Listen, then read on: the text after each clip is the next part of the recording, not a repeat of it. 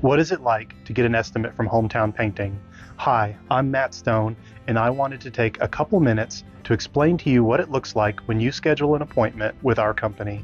We strive to provide helpful communication throughout the process, so an hour before your appointment, you will receive a reminder text. Once the appointment time comes, we will discuss your goals for the house and any concerns you have about your current paint job. That way, we can make sure to take care of everything you need. For that reason, we ask that anyone that has input into the project or the colors be present. That way we can answer everyone's questions. Next, we will do a quick walk around the house so you can show me the areas that need to be painted.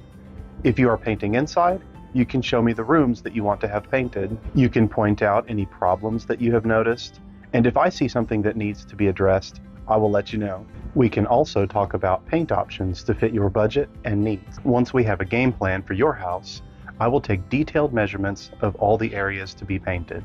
I will take the time to calculate a custom quote based on the measurements of your home. When your quote is ready, I will give it to you on the spot so you don't have to wait.